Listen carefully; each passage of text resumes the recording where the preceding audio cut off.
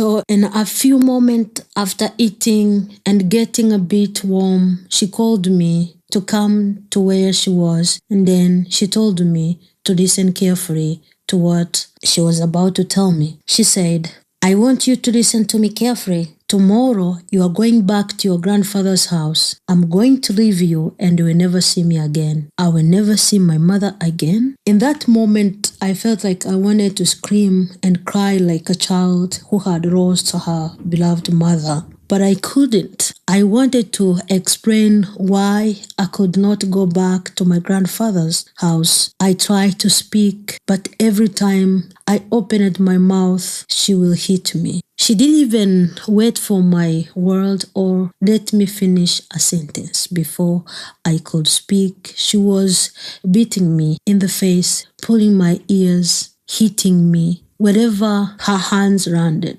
I thought maybe she didn't mean it. She didn't mean what she said. Maybe she will change her mind. But the next day, she was serious. She was really going to leave me again, and I could not stop it. The next morning, she woke me up and said, "It is time to go to your grandfather's house. I want you to go now." I remember my body shivering. I was shivering with fear. I cried, "Mom, don't leave me. Let me go with you, please." I did all I could to beg her so that whenever she was going, we could go together. But the more I showed her that I was hesitating to go to her father's house, the more I was causing her to get angry of me. So she started to cry and she started to curse me repeatedly with the same cruel things her family used to say to me. As she was crying, she was telling me how much I was the biggest problem because I was not the kind of kid she wanted.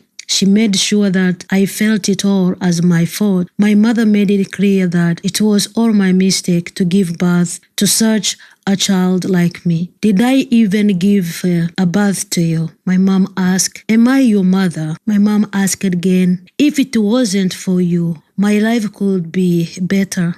But now you are cursed over my life. You came to my life to destroy me. I never asked God for a such kid like you. All I wanted was a boy. But now you came to me as a girl to destroy my life. If you could be a boy, I could hold on. But now all you deserve is to die."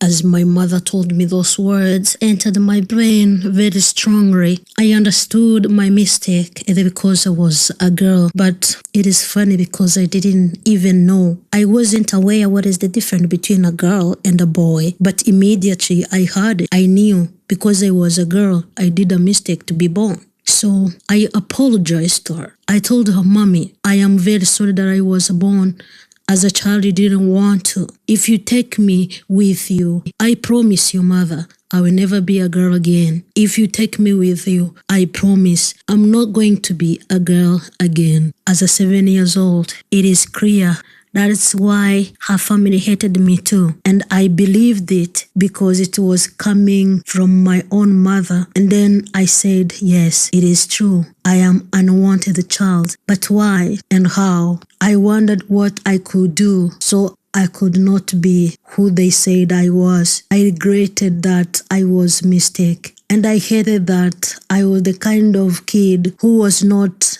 needed by her own people. What my mother told me brought me to my knees. I begged for forgiveness again and again. From my mother's words, I understood what my mistake was. I thought it's me who had chose to be born as a girl. And I felt like it was a mistake being born as a girl. I thought that it was a choice I made against my mom's choices. And because I chose to be born as a girl was making my mom sad and angry. I remember when I came closer to that kind of understanding as 7 years old, I blamed myself so badly. I asked myself questions. What have I done? Why did I have to do that? It was all my mistake. Then I said, Mom, please forgive me for not being a boy. I said, I'm very sorry, Dad. I was born as a girl. I promise you, I will never be born as a girl again. I didn't mean to be a girl. Please forgive me and take me with you. Don't send me back to my grandfather's place again. If you will take me with you, I promise I will never be a girl again. I thought maybe, just maybe, if I say sorry, she will love me and let me go with her. Instead, she said, get up. Let's go. I'm not